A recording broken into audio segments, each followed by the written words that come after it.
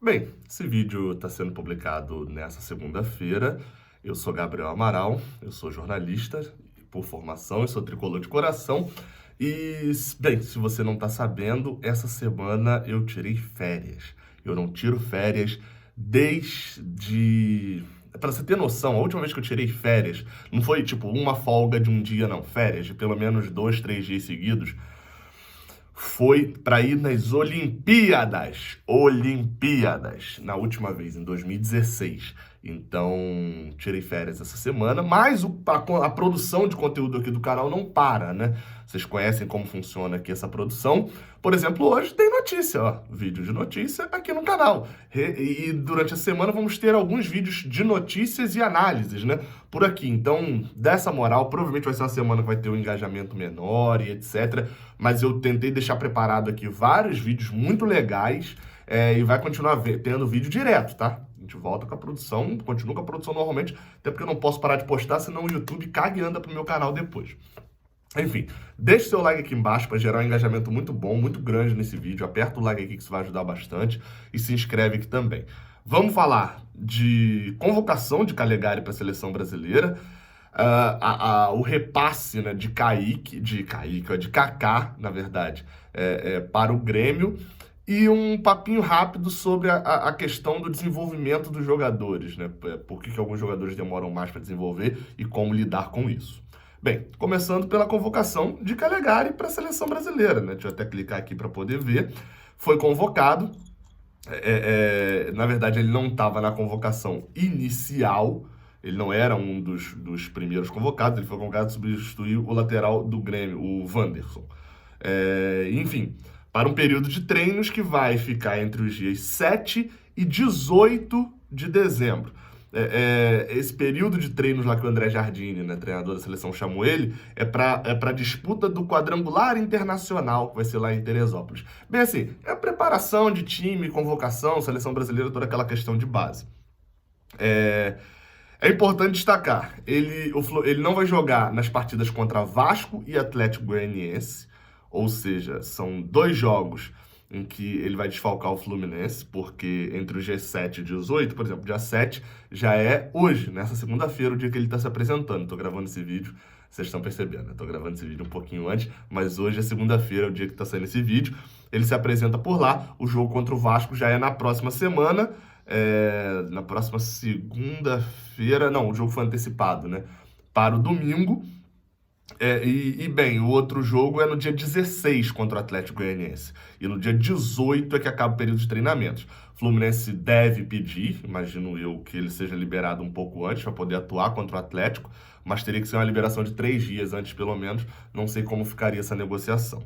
É bom destacar sobre convocações, que é sempre muito bom, isso valoriza o passe do jogador e etc. Lá, quando a gente viu, até aqui no canal mesmo, eu sempre cito esse exemplo, sobre Evanilson não tinha nenhum jogo pela seleção, ele tinha sido convocado a período de treino e não tinha nenhum jogo.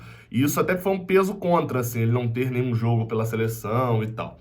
Como o Calegari está sendo convocado para um preparatório já para o quadrangular, pode ser que ele renda e seja convocado. Isso valorize um pouco mais o jogador na hora de uma venda. A convocação para a seleção, querendo ou não, tem um certo peso.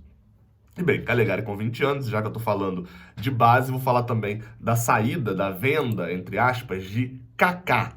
Kaká, enfim, uma promessa do Fluminense, ou era uma promessa, pelo menos, em algum momento foi uma promessa.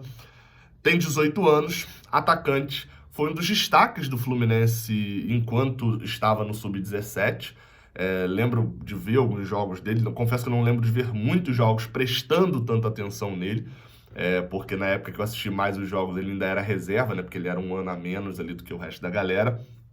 Mas foi de seleção brasileira e etc. Só que de 2019, do final de 2019 para cá, atuou muito pouco.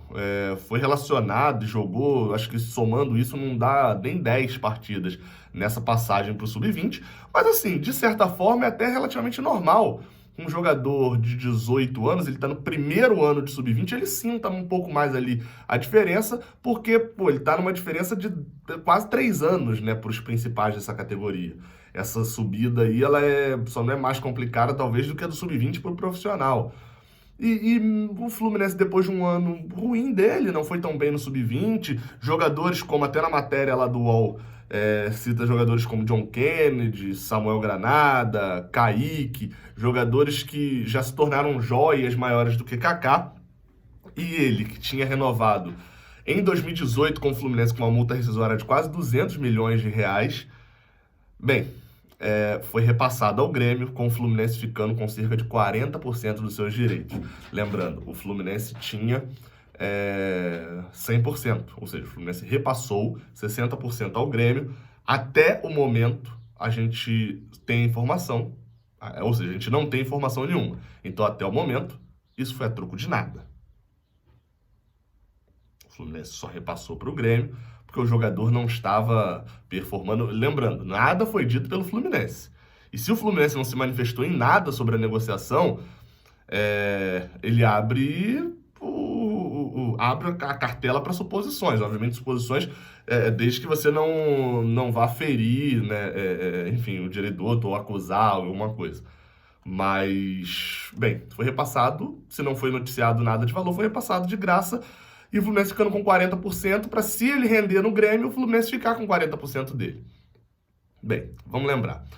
Kaká, de fato, vou considerar aqui que a avaliação foi feita nesse ano, de que ele não vem jogando muito bem, de que ele tá mal e etc, etc, etc. Kaká tem 18 anos. 18 anos.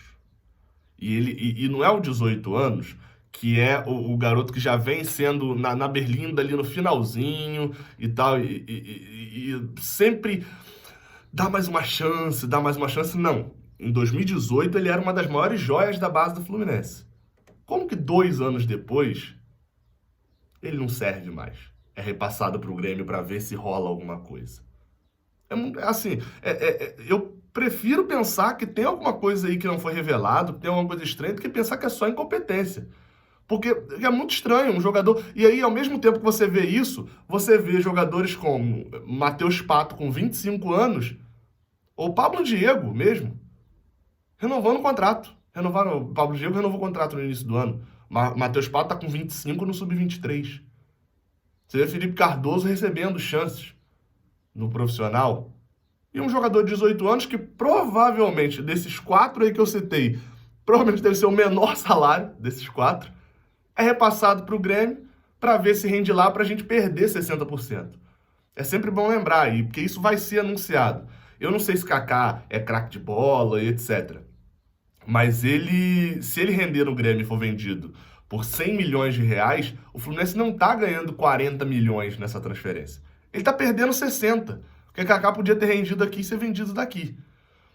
Ou seja, por causa de um erro de avaliação, o Fluminense vai perder dinheiro. Ah, mas e se ele não for vendido por 2 milhões e não render nada por lá? Ou nem for vendido, for repassado. O Fluminense, se ficasse aqui, teria perdido o quê? 1 milhão de reais, pagando salário até 22, 23 anos? Por aí, talvez. Não sei quanto é o salário de Kaká, mas salário de jogador que vem assim, muito novo da base, no primeiro contrato profissional dele em 2018, não é um salário muito alto. Então, assim, é uma escolha muito errada. E eu tinha planejado um vídeo para essa semana de férias aqui falando sobre a paciência que a gente tem que ter, a gente torcida, com alguns jogadores.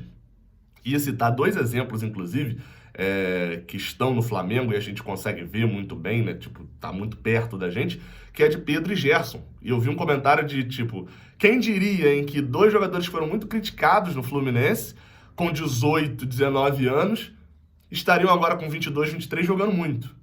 E fizeram aí um grande 2020 de fato, né? Acho que se for listar o top 3 do Flamengo, vão listar esses 2 entre os top 3. Pedro ainda conseguiu render no Fluminense, ainda com 20, 21 anos, né? Em 2018. Gerson, praticamente nem isso, saiu muito cedo. O jogador tem um tempo ali também de maturação. Você pode, por exemplo, estar citando nesse momento, até para concordar comigo e não tá tão certo nisso, que é Evanilson. Evanilson estourou na reta final. Evanilson tinha estourado, assim como o Kaká, com 15, 16, 17 anos. Estourou. Teve a questão da perda da mãe, ficou muito abalado, na época que ele foi lá pro Chamorim e etc, toda aquela confusão. Quando ele volta jogando muito. Foi dada uma chance para um jogador que já tinha performado. Muito novo, oscilou dentro da base e agora despontou no último ano de sub-20.